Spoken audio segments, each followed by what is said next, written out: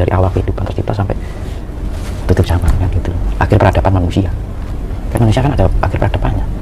Sama halnya di era dinosaurus, itu akhir peradabannya juga ada. Ya sama aja mas. Ya. Setiap ini berganti peradaban. Nanti setelah peradaban manusia apalagi?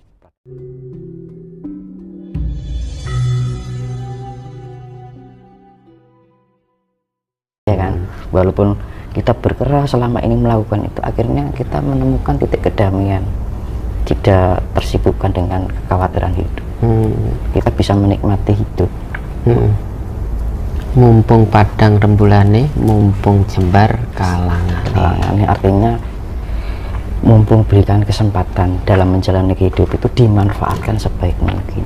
Artinya seperti itu. Nah kalau jangan timbul penyesalan yang tiada dasarnya, penyesalan abadi, karena selama ini kita sudah diberikan kesempatan untuk berbuat itu malah tidak dilakukan. Akhirnya kita sia-sia. Hidupnya hanya sia-sia akhirnya. Maka manfaatkanlah, diberi kesempatan, ruang dan waktu. Maka dari kesimpulan itu, orang yang bisa membangunkan kesadarannya, dia akan menemukan kedamaian, kebahagiaan. Betul. Ya kan? Kesejukan di dalam kehidupannya, ya kan? Menggapai bintang, menggapai diri akan menjadi jiwa yang bercahaya. Nah, bercahaya kan bisa menyinari diri, menyinari sesama, dan menyinari dunia. Bawono. Hamamayun diri, hamamayun sesama, hamamayun bawono. Dan akhirnya sun surao suraiyo.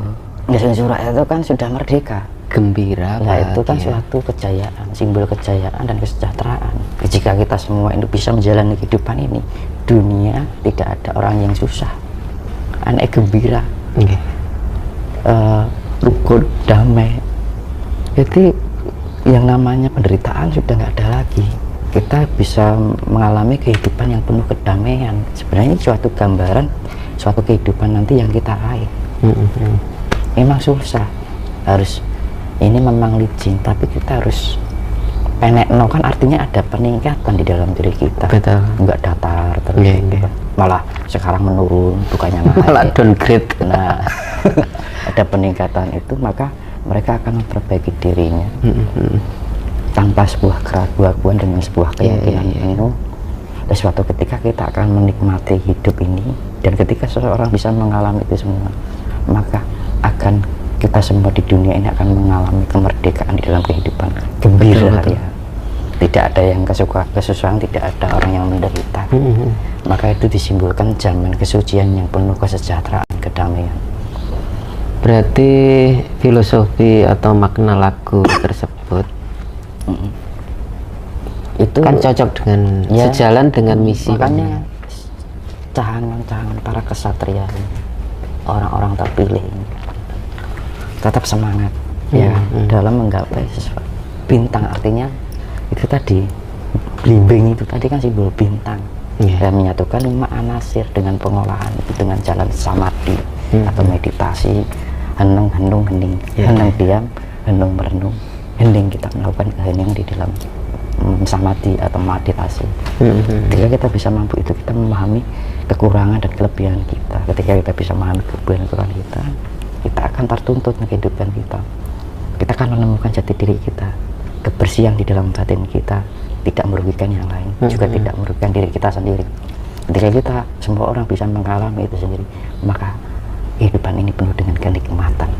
Ketika kenikmatan ini dirasakan oleh semua orang, maka terjadilah kegembiraan terlepas dari segala penderitaan dan segala mara bahaya dan bencana apapun. Maka di dunia ini maka tercipta hamamayu hayuning bawono. Betul. Di atas bumi seperti di dalam surga, di atas bawah seperti di dalam nirwana. Siap. Keren. Ya, karena apa? Hidup ini sebenarnya kita tidak dibutuhkan hebat, tidak dibutuhkan pintar, tidak dibutuhkan senang. Yang dibutuhkan adalah tentram ayam. Terciptalah kehidupan yang gemah riparo jinawi tokoten dalam kertara harjo. Itu yang yang menjadi cita-cita leluhur kita. Kenapa leluhur kita mulai datang untuk menghimbau para cucu-cucu untuk biar terbangkitkan spiritualnya, agar mulai kembali sadar untuk mencapai bintang dengan sebuah kesadaran dan keyakinan. Akhirnya terciptalah kesejahteraan di seluruh dunia. Berarti dari lagu Ilir-Ilir itu sendiri apa ya?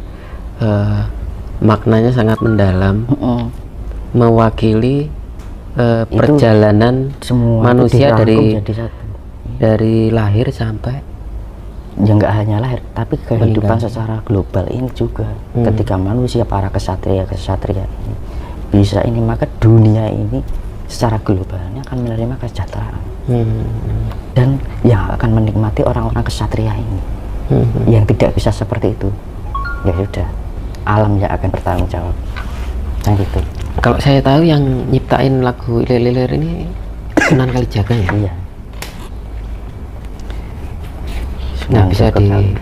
apa sedikit diceritakan Iya, kalau Sunan menurut Kalijaga panjenengan itu Sunan memang Kalijaga? kejawen full, pure jawen. Ya nyun sewu ya. Kalau mungkin dalam cerita ya, karena banyak sejarah yang dibelokkan. dibelokkan ya. Kalau memang awalnya dulu Sunan Kalijaga itu kan nakal, ya masa lalu misalnya pencuri lah apa ya gitu kan. Iya. Karena semua berasal dari kesalahan, belajar dari kesalahan, akhirnya insaf mengikuti para wali. Namun setelah menjelang usia-usia dewasa yang 40 ke atas, beliau menekuni tentang ajaran Jawi, pure kembali kepada kejawen. Ada yang bilang bahwa pewayangan itu sebagai sarana Sunan Kalijaga untuk penyebaran agama. Tapi pada kenyataan di cerita pewayangan tidak ada satupun yang bahasa-bahasa yang mengandung unsur agama, ya kan? Tetapi semua nyebutnya Sang Hyang Parakadewatan, Iya, iya. ya kan? Bahasanya bahasa Hindu Jawi semua, Buddha, Siwa Buddha semua.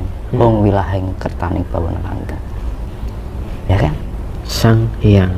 Semua nyebut Sang Hyang para dewa-dewa. Di keagamaan yang selain Hindu Buddha kan tidak mengenal hal itu, ya kan? Bahwa artinya dulu memang wayang itu sudah ada. Semenjak adanya Sunan Kalijaga, ditambah tembang-tembangnya, gamelannya, kreasinya itu ditambahin gamelan, terus bentuk wayang kulitnya, dari kiasan-kiasan bentuk wayang kulit kan ada maksud artinya, kayak Semar ada kenapa bentuknya begini, ya kan? Yeah. Mukanya begitu, ada artinya semuanya. Dan itu semua pure Jawa, Jawa kuno yang dikreasikan oleh Sunan Kalijaga sebagai pemberian tuntunan ajaran Jawi, bukan agama tapi Jawi,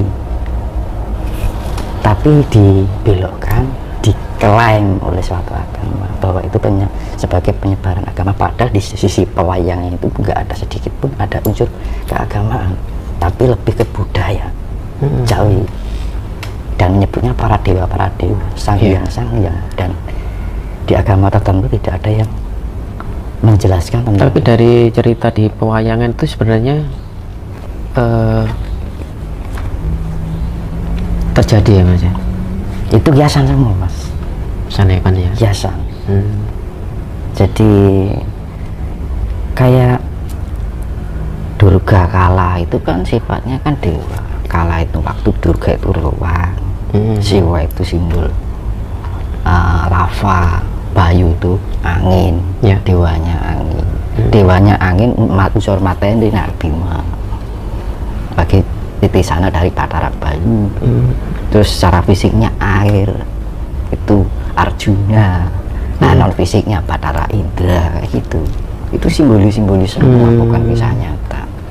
Orang mengatakan bahwa itu kisah nyata, enggak, itu kreasi dulu orang leluhur itu mempunyai pengertian, digambarkan dengan sebuah cerita, kisah cerita, karena dulu belum mengenal pelajaran secara ilmiah, tapi mereka lebih penjabarannya lebih ke cerita, ya kan, karena lebih menarik gitu. Ya dari itu ajaran-ajaran pure Jawa kuno, bukan dari unsur keagamaan. Dan wayang pun sebelum Sunan Kalijaga dari kerajaan Singasari, dari kerajaan Dari sebelumnya sudah ada. Kediri sudah ada, ya kan, era-era Mataram kuno sudah ada cerita itu. Ya. Makanya ada Candi Arjuna, kita tahu kan, Candi Dwarawati, itu abad berapa? Nah gitu. Nah cuman adanya Sunan Kalijogo ini beliau menambah kreasi agar lebih menarik dengan irama gamelan, ya kan, dari berbagai bentuk jenis alat musik bisa didengarkan dengan selaras. Terus gending, terus tembang-tembang, kan Jawa semua. Maaf Mas Dinus, kayak tokoh-tokoh pewayangan sendiri kan sebenarnya ada ya sosoknya tokoh-tokoh tersebut. Enggak, jadi memang itu Berarti luar biasa, hanya simbol aja. simbol. Tetapi ketika kita bisa membaca energinya, misalkan energi air nih, ya kan, oh ini secara non fisiknya dewa Indra, dewanya, energi makronya, kayak Suryo itu matahari, Bathara Suryo, wujud fisiknya matahari, wujud non fisiknya disebut Bathara Suryo, kan gitu.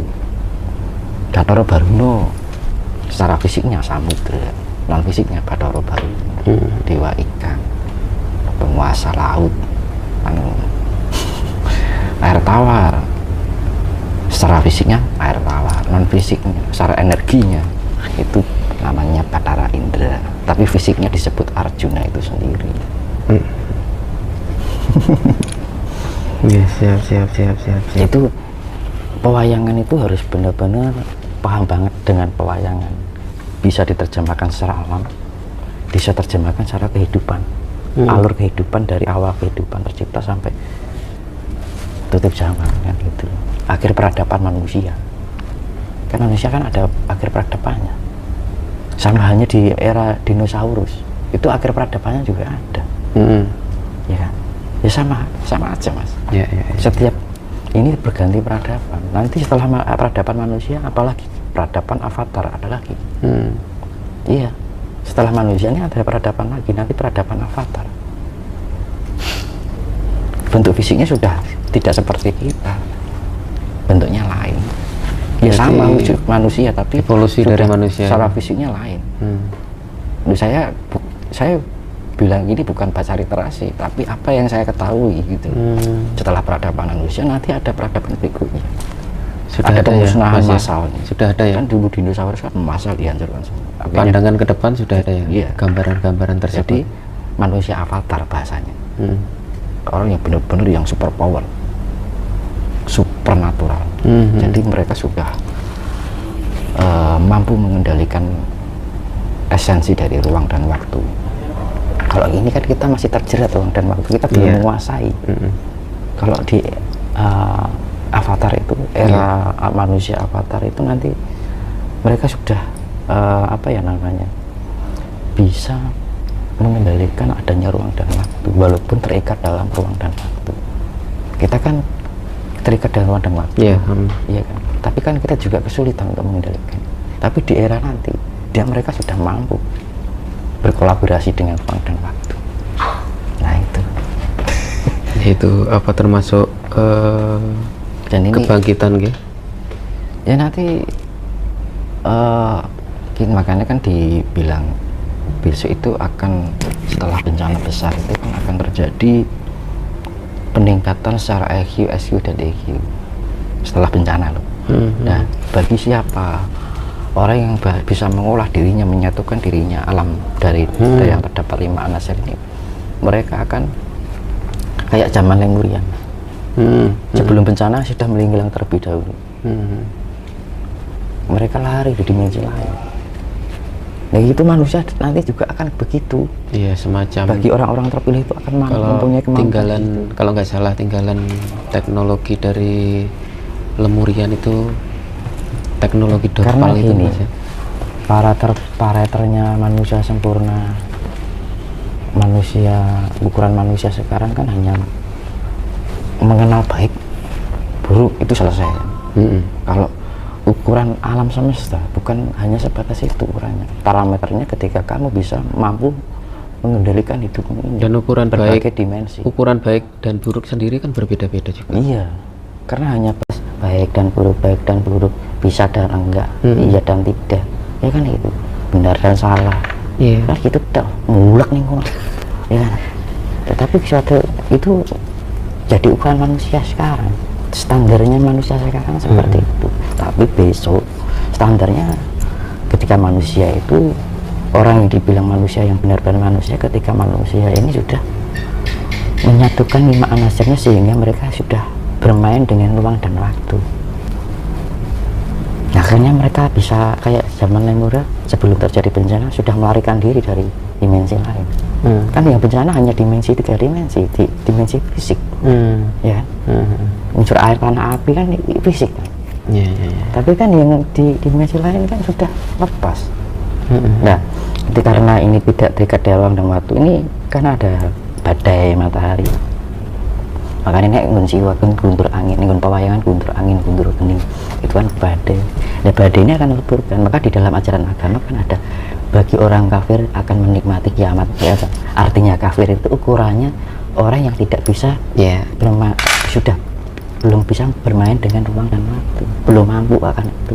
Maka dia akan menikmati karena belum bisa bermain ruang dan waktu. Ketika orang bisa bermain dengan ruang dan waktu, tidak terikat oleh ruang waktu, mereka bisa melepaskan dirinya keterikatan dari ruang dan waktu yang ada di dunia 3 dimensi. Ya itu. Siap. Nah, ini pengertian ini saya juga tidak baca buku, Mas. Aku rasa ngomong ya karena pengamatan membaca secara, dari diri kan, kita sendiri. Kita kan punya dari alam indera semesta, ya. Iya. Kan kita sudah melatih, kalau kita sudah melatih spiritual kita dengan benar, kita akan pasti paham bagaimana. Makanya kan dunia ini kan terikat waktu, ada masa lalu, masa kini, dan masa depan. Dari ini akhirnya orang terjerat oleh harapan, keinginan, angan-angan. Kita terikat oleh waktu. Gara-gara waktu ini kita punya harapan, keinginan. Ya. Dan waktu tercipta dari apa? Karena ada jarak. Jarak terjadi atau karena terjadi putaran bumi. Nah, bumi ini berputar karena apa? Ada inti bumi yang panas. Dari panas ini ada unsur dingin. Akhirnya dunia ini berputar kayak imanmu. Berputar yang menghasilkan jarak. Dan menghasilkan ruang. Ruang kan terdapat jarak. Dan dari jarak ini akan terjadi waktu, pergerakan waktu. Dari waktu ini akhirnya orang mempunyai harapan dan keinginan, terjerat keinginan itu tadi. Nah, makanya semakin orang terjerat keinginan itu, berbenggelur berkeinginan itu, maka akan membebani kehidupannya dia sendiri. Masih terkungkung di ruang dan makanya waktu. ketika orang bisa mengendalikan harapan itu, itu harapan tidak harus dihilangkan, tetapi distabilkan. Tidak kekurangan juga tidak kelebihan. Iya kan, Mas? Kalau kelebihan kan angkarannya, kekurangan kurang semangat. Jadi harus diseimbangkan. Tujuannya spiritual menyeimbangkan, mengurangi yang kelebihan, melebihkan yang kekurangan. Akhirnya menjadi pada titik balance atau tengah, keseimbangan. Gitu. Dan makanya esensinya spiritual kan di situ.